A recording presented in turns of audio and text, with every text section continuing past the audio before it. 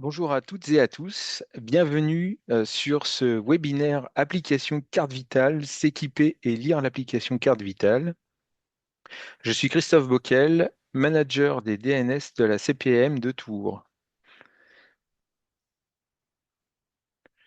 Donc, je vous propose sur ce webinaire de regarder déjà quels sont les avantages de l'application carte vitale et les conditions d'équipement en apportant des informations par rapport à ça. On est parti sur une durée d'environ 30 minutes et il y aura une session d'échange pendant laquelle je pourrai ouvrir les micros pour que vous puissiez poser vos questions et pouvoir y répondre directement. Si vous n'avez pas la possibilité de faire cette question à l'oral, vous pouvez l'écrire dans la partie QR qui est en bas de votre écran. Donc, en sommaire, je vous propose que l'on aborde le contenu des avantages, la partie usage de l'application Carte Vitale, faire un petit point sur le déploiement pour voir un petit peu où on en est sur le déploiement de cette application Carte Vitale. Et puis après, les informations qui sont plutôt liées au logiciel et au matériel. Donc, je vous propose de démarrer avec le contenu et les avantages. Donc, l'application Carte Vitale, où vous entendrez aussi parler d'AppCV, c'est une application pour les patients qui permet d'avoir une version dématérialisée de la carte vitale dans leur smartphone. Donc, bien évidemment, c'est une alternative à la carte vitale physique. La carte vitale physique n'est pas amenée à disparaître, elle continue d'exister. Ça permet d'avoir en fait une alternative, un autre moyen de pouvoir avoir ces informations sur soi. On sait très bien que bah, la plupart des personnes ont un smartphone, elles l'ont toujours avec eux, là où la carte vitale peut des fois être oubliée ou perdue. Donc le but à terme de cette application carte vitale, c'est aussi d'être la porte d'entrée au numérique en santé, avec la possibilité de s'authentifier de façon plus simple.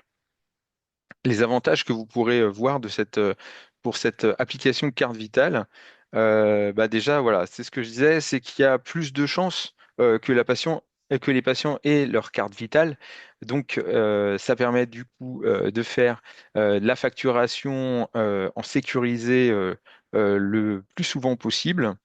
Et puis, l'utilisation de de l'application carte vitale engendre l'appel systématique à ADRI, puisque l'application en fait ne transporte pas les droits du patient hein, dans l'application. Il y a que des informations d'identification. Et donc, c'est pour ça que à chaque fois que vous allez flasher le QR code ou vous allez lire sans contact les informations de la carte vitale de votre patient, il y aura un appel systématique à ADRI qui récupérera les droits les plus à jour pour avoir une facturation fiabilisée. Il y a aussi un avantage peut être intéressant aussi à donner, c'est qu'il y a moins de risques de contamination manuportée avec l'échange de la carte vitale entre le patient et le soignant. Bien évidemment, pour que cela fonctionne, il faut que le lecteur soit accessible par le patient et qu'il puisse lui-même présenter son téléphone sous la douchette ou sur le lecteur NFC. Donc le contenu de la carte vitale, hein, ce que je vous disais, c'est un portefeuille d'identité. C'est-à-dire que dans l'application carte vitale, vous savez les données assurance maladie, comme le nom, le prénom, le numéro de sécurité sociale, la date de naissance, etc. Hein, ce que vous voyez dans le petit encadré bleu, le premier petit encadré bleu en haut. Et que ça soit pour les ouvrants droit ou les ayants droit. Donc là, du coup, c'est comme la carte vitale physique par rapport à ça. Les ayants droit sont également contenus dans la carte vitale, dans l'application carte vitale de l'ouvrant droit. Il y a aussi, chose intéressante, les données INS. C'est-à-dire qu'en plus juste des données assurance maladie, il y a aussi les données qui concernent l'INS, hein, donc l'INS qui permet une fois qu'il est qualifié d'alimenter ou de consulter le dossier médical partagé du patient, et puis d'effectuer d'autres services comme l'ordonnance numérique. Et ça concerne également les ouvrants droit et les ayants droit. Et puis, vous retrouvez aussi dans l'application carte vitale aussi les données d'état civil classiques, puisqu'elles sont récupérées de la carte d'identité lorsque l'assuré, enfin le patient, fait l'enrôlement de son téléphone. Il doit présenter sa carte d'identité. Et donc, vous voyez, en rouge, c'est noté que les droits ne sont pas présents dans l'application carte vitale pour que ce soit les ouvrants droit ou les ayants droit, il y a bien à chaque fois l'appel à ADRI qui permet de récupérer les droits les plus à jour.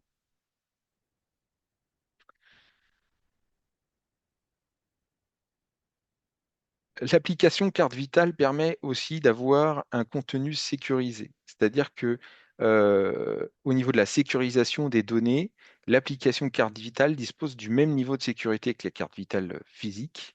Elle est développée de manière à garantir l'intégralité et la disponibilité, la confidentialité donc des données. Et donc, ce qui est intéressant avec l'application Carte Vitale, c'est que euh, il y a, il y a deux niveaux de sécurité en fait. Il y a un premier niveau de sécurité qui est mis lorsque on est sur l'activation, hein, ce qu'on appelle l'enrôlement du téléphone sur l'application Carte Vitale. Et donc à ce moment-là, eh bien, l'activation, la sécurité des données est validée soit humainement lorsqu'on fait le parcours, ce qu'on appelle le parcours vidéo, hein, c'est le cas lorsqu'on a la carte d'identité ancienne génération. On va faire on va scanner en fait avec le téléphone sa carte d'identité. Après, on va faire une vidéo mode selfie pour bien valider les deux identités en réel et sur la carte d'identité. Et ensuite, il y a une validation humaine qui est faite pour pouvoir valider en fait ce parcours d'activation. Ou sinon, ça se fait via France Identité. Lorsqu'on a une nouvelle carte d'identité avec la technologie NFC, on va plaquer sa carte d'identité au dos du téléphone et automatiquement le téléphone va reconnaître la carte d'identité et puis il va pouvoir sécuriser aussi comme ça les données. Euh, le deuxième niveau de sécurité, c'est que contrairement à la carte vitale physique, où en fait, bah, là, c'est juste le fait de lire la carte vitale qui permet d'accéder aux informations, là, l'utilisateur doit rentrer un code secret personnel qu'il aura initialement mis en place lorsqu'il a fait son parcours d'activation pour pouvoir accéder aux données. Donc il y a bien effectivement deux niveaux de sécurité pour cette application carte vitale. L'application carte vitale permet aussi aux patients d'être informés sur l'activité qu'il y a eu avec cette application carte vitale. Elle permet aux patients de consulter ses dépenses de soins dans la partie activité. Et il y retrouvera aussi des informations qui sont liées aux bénéficiaires du soin, aux professionnels de santé consultés et au montant payé. Alors bien sûr, seules les dépenses qui sont les actes qui sont réalisés avec cette application carte vitale sont visibles dans l'application. Si on fait une visite chez le médecin généraliste avec sa carte vitale physique, elle n'apparaîtra pas dans l'application carte vitale. Il faudra se connecter à son compte Amélie comme on faisait euh, quand on a la carte vitale physique pour pouvoir consulter ses dépenses. Sur l'interaction qu'il y a entre l'application carte vitale et la carte vitale physique, ce qui est intéressant de savoir, c'est que il n'y a pas en fait d'impact si l'application carte vitale, par exemple, si le téléphone a été perdu ou détruit, ou que l'application carte vitale a été désinstallée, eh bien, en fait, ça n'a pas d'impact sur la carte vitale physique C'est-à-dire qu'il n'y aura pas besoin de refaire faire une carte vitale physique. Inversement, si la carte vitale physique est perdue ou détruite, eh bien, il n'y a pas d'impact sur l'application carte vitale. L'application carte vitale continue de fonctionner correctement.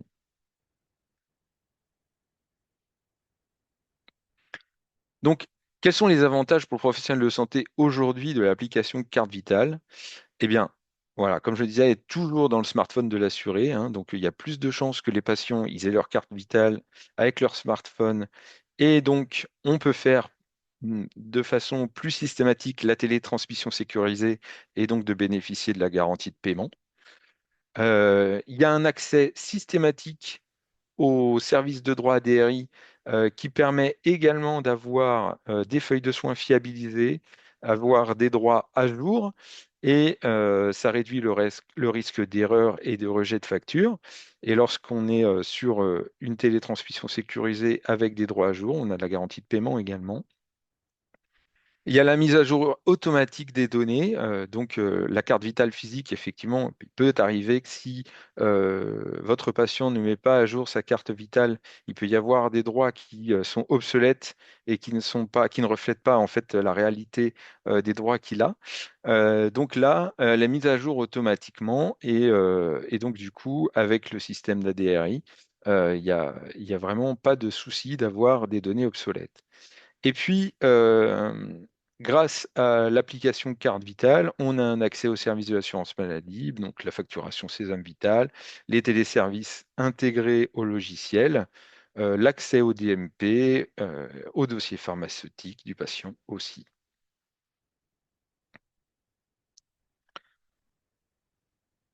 Sur les avantages pour le professionnel de santé et le patient à l'avenir, hein, puisque l'application Carte Vitale a été généralisée en mars de cette année, mais elle est toujours en train de s'améliorer et de proposer des nouvelles fonctionnalités petit à petit. Et donc, pour vous, professionnels de santé, donc, il y a déjà les informations de l'INS dans l'application Carte Vitale. Donc, effectivement, avec l'application carte vitale, il n'y a plus besoin de demander la pièce d'identité à l'ouvrant droit.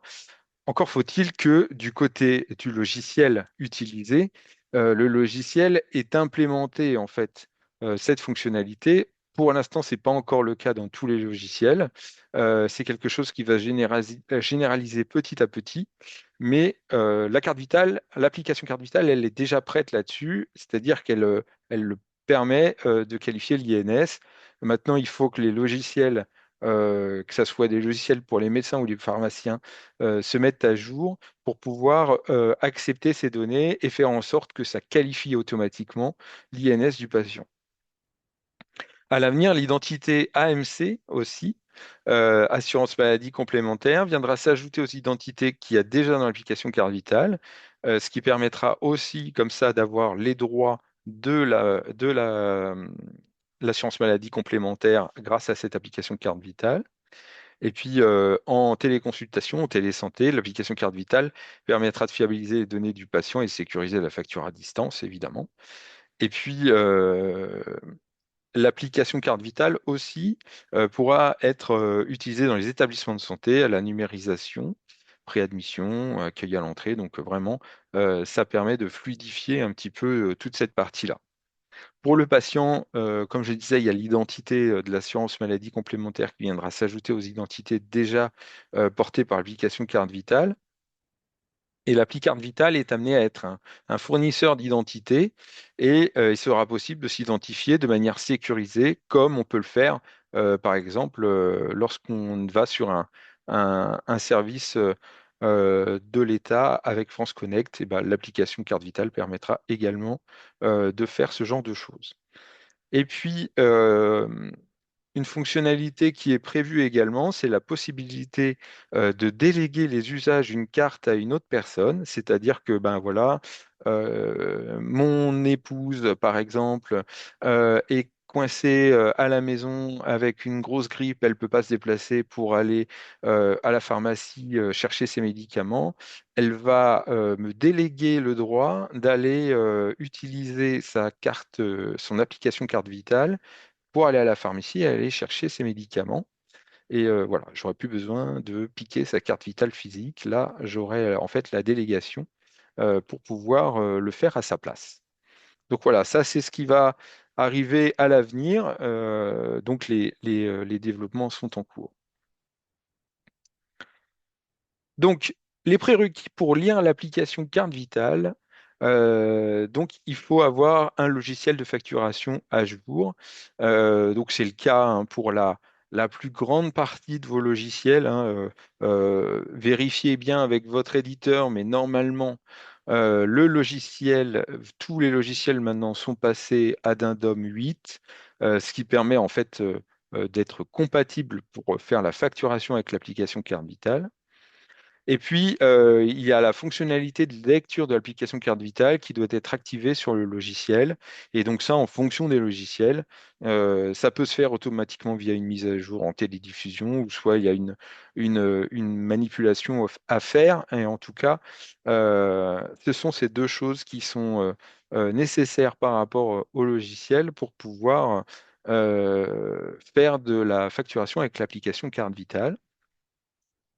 Quant au matériel de lecture, il existe deux façons d'accéder aux données de l'application carte vitale via le smartphone de votre patient. En fait, le moyen le plus simple et le plus universel, ça reste le QR code, c'est-à-dire qu'un QR code s'affiche sur l'écran de l'application carte vitale de votre patient, et puis via un lecteur spécifique, une douchette par exemple, vous flashez le QR code et automatiquement, les données sont rapatriées dans le logiciel. Il y a une autre façon de le faire aussi, c'est avec ce qu'on appelle la technologie NFC, ou plus communément le sans contact.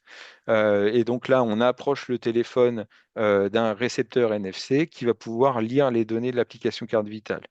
Donc, ce n'est pas la façon la plus simple, à mon sens, de lire l'application carte vitale parce qu'effectivement, la technologie NFC n'est pas forcément supportée par tous les téléphones.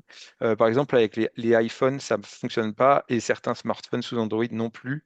Donc, c'est pour ça que nous, en tout cas, les DNS et moi-même, nous plébiscitons la lecture par QR code, ce qui reste plus simple et plus universel.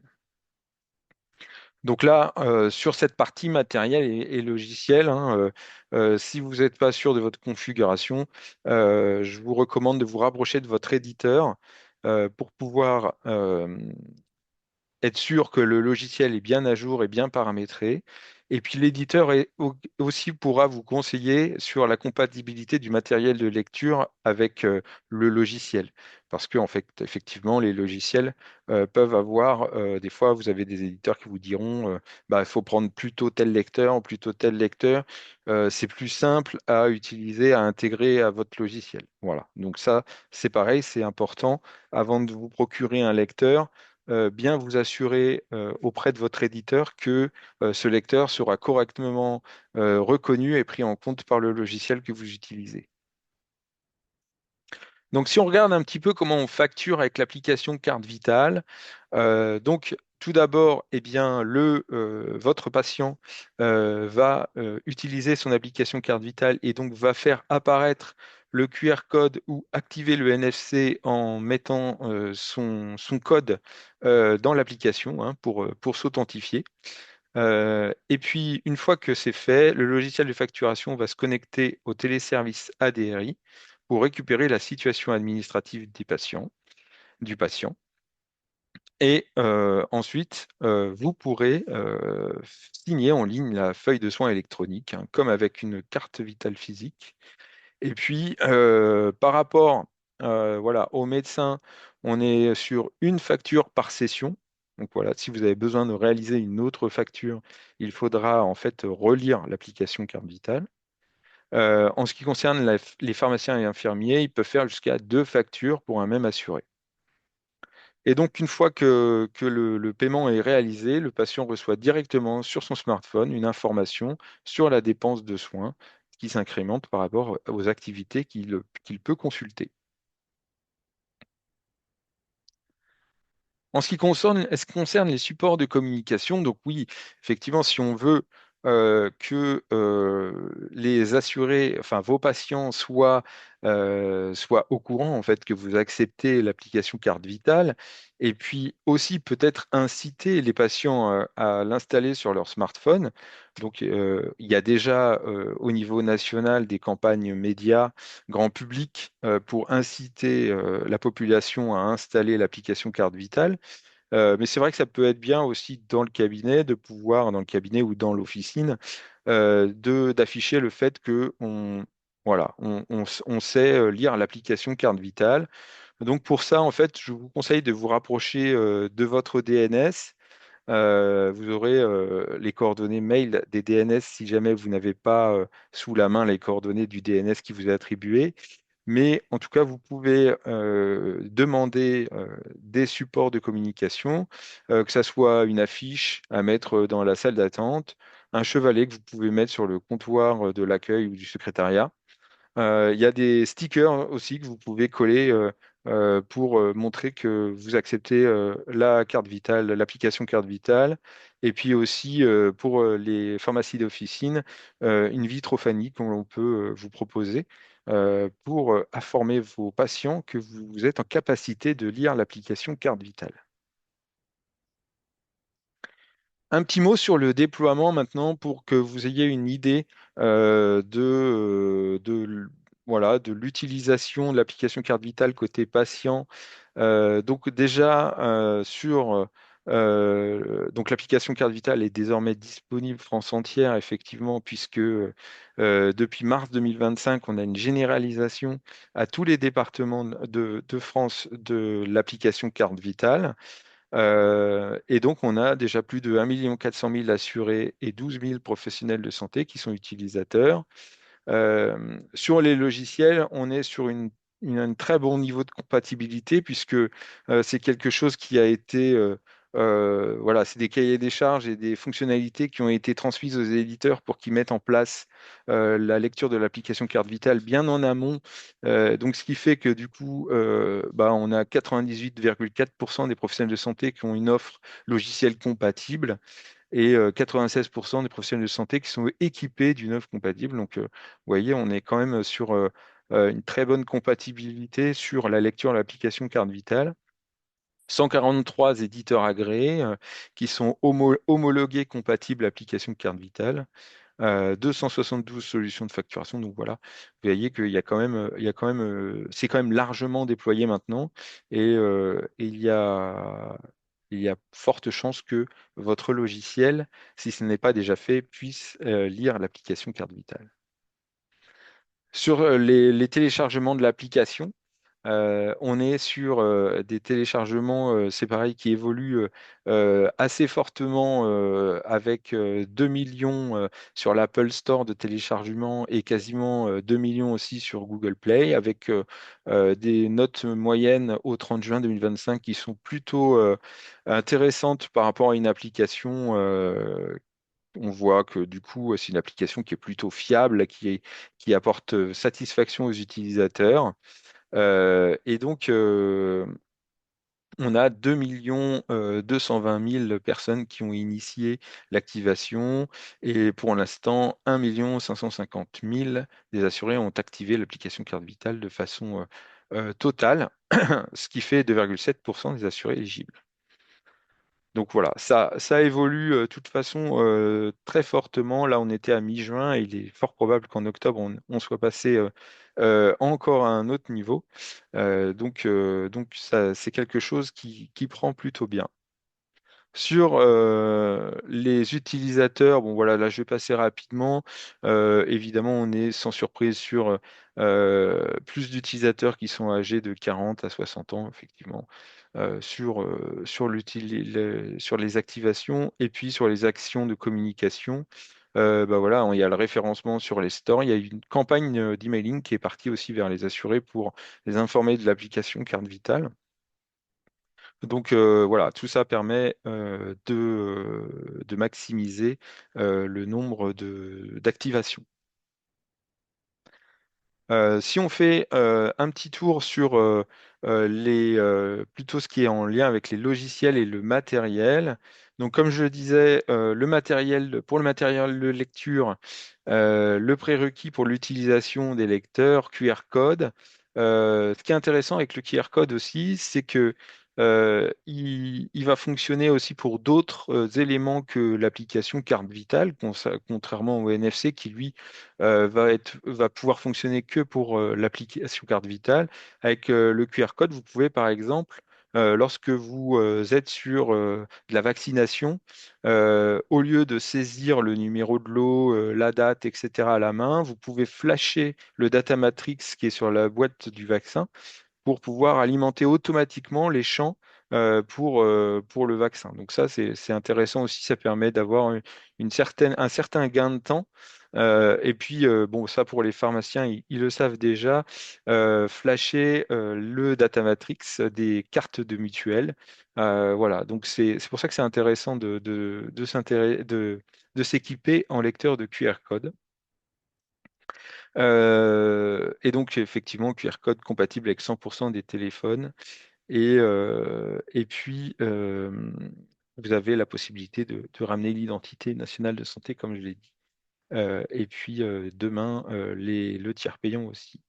Donc, sur le NFC, voilà, ça fonctionne, mais pas forcément sur tous les smartphones.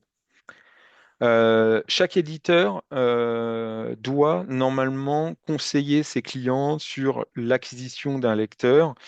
Donc c'est pour ça que c'est important, comme je l'avais dit, de ne pas hésiter à contacter votre éditeur pour avoir les conseils sur le matériel de lecture à utiliser avec le logiciel de facturation. Donc, vous avez, en fonction des logiciels, des lecteurs qui sont plus compatibles que d'autres. En tout cas, plus simple à faire communiquer avec le logiciel. Donc ça, c'est intéressant de le savoir.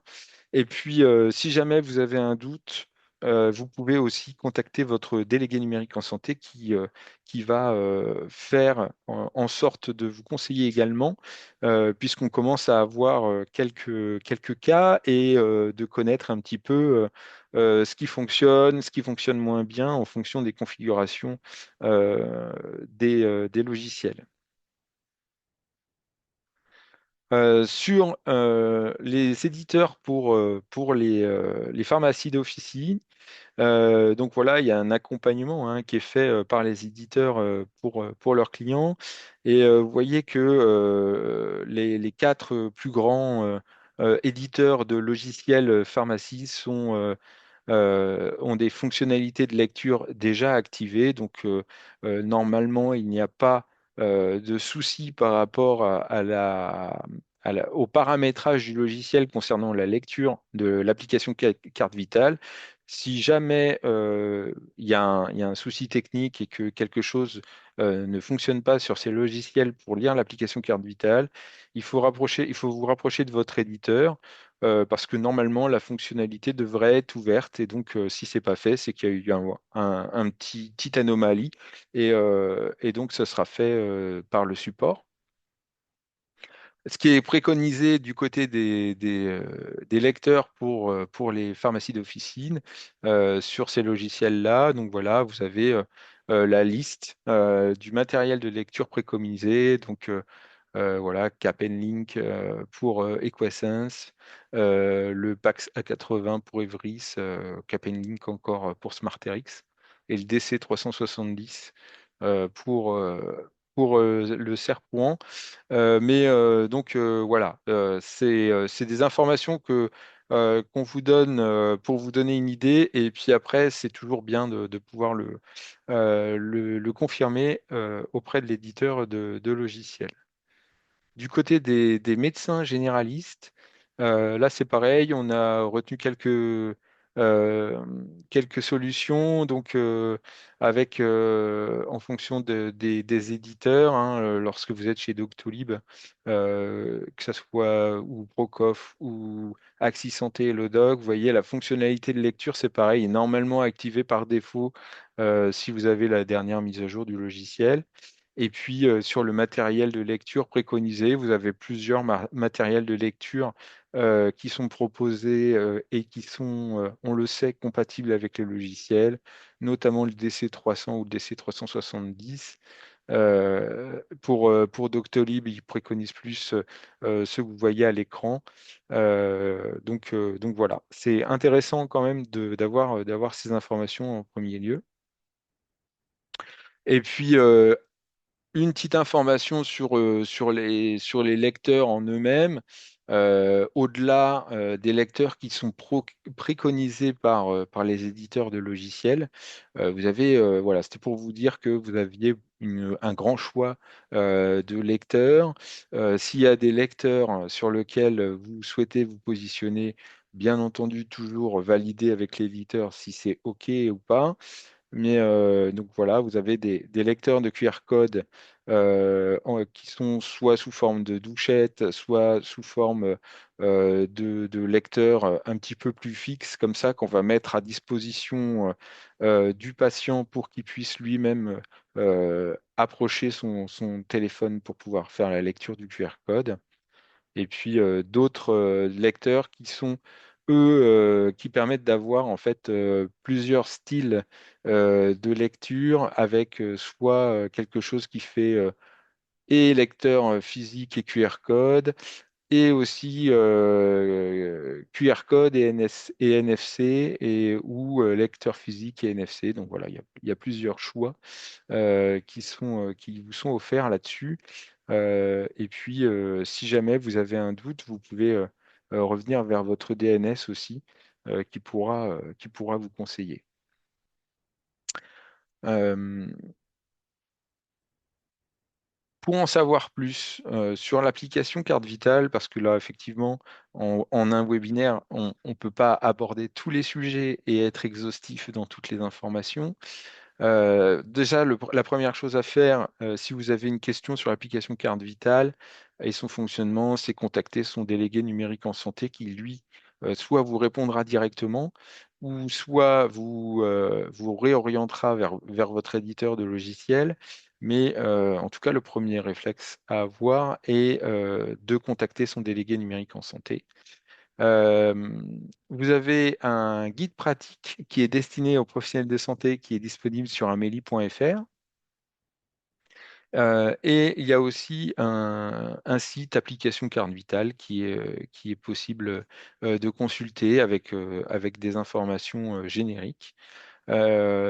Si vous êtes plus sensible aux vidéos qui sont plus visuelles, donc vous avez des vidéos qui sont disponibles aussi à destination des assurés et des professionnels de santé sur amélie.fr. Donc amélie.fr, vous rentrez votre spécialité et puis vous allez avoir accès à ces informations.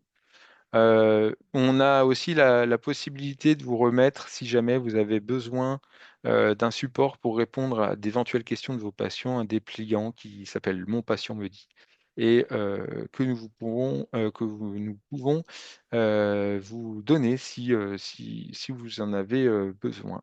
Eh bien, je vous remercie beaucoup de votre écoute, et je vous souhaite une très bonne journée.